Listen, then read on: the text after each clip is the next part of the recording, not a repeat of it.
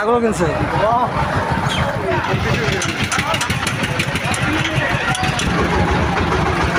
আপনারা দেখতে পাচ্ছেন অনেক জ্যাম।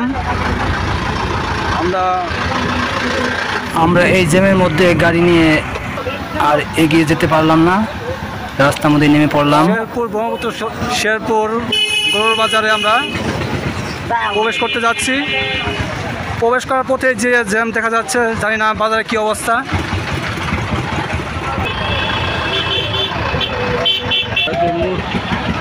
আমরা এখনো বাজারে প্রবেশ করতে পারি নাই। বাজারে যাওয়ার 2 কিলোমিটার আগে আমরা নেমে পড়েছি গাড়ি থেকে, কারণ অনেক জ্যাম।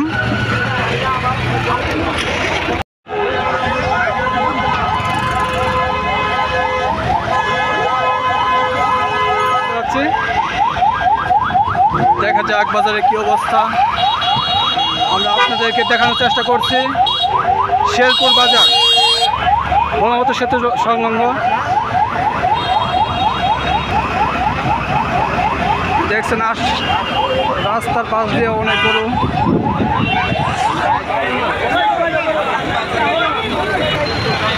বাজারের প্রবেশ মুখ দেখতে পাচ্ছেন আপনার।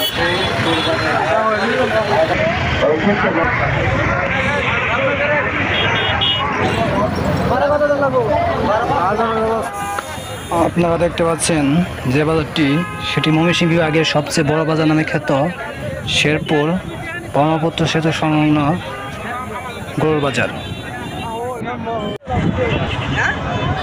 আপনারা দেখতে পাচ্ছেন আমরা বাজারের প্রবেশদ্বার মুখ দিয়ে ঢুকতে পারিনি, আমরা বাজারের পিছন দিয়ে ঢুকতে আছি। এই যে আমাদের ফরিদ ভাই, যিনি আমাদের বাজারের প্রবেশদ্বার পিছন দিয়ে আমরা ঢুকতেছি, কারণ প্রধান গেট দিয়ে আমাদের ঢুকার সাহস পাইনি আমরা। এটা দেখছেন ব্রহ্মপুত্র সেতু আমাদের। আর আমরা দেখতে পাচ্ছি অনেক মানুষ তাদের জীবনের ঝুঁকি নিয়ে ব্রিজের পাইলিং দিয়ে নিচে নামার চেষ্টা করতেছে। আমরা বাজারে খুব কাছাকাছি।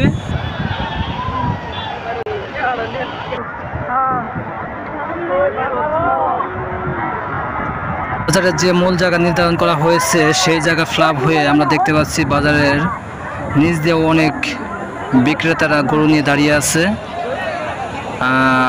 বাজারের ভিতরে তাদের জায়গা হয় নাই।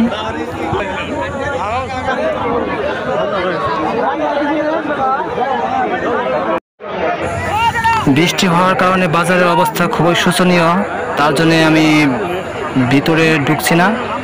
আপনাদের দূর থেকেই ক্যামেরা বন্দির মাধ্যমে আপনাদের দেখানোর চেষ্টা করছি।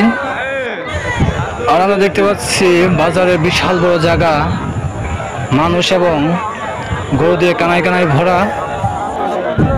আর কোরবানি ঈদ মানেই পশুদের নীলা খেলা আর ক্রেতা ও বিক্রেতাদের মুখে আনন্দের হাসি। আর আপনারা দেখছেন শেরপুর ব্রিজ সংলগ্ন ফেরিঘাট বাজার শেরপুর।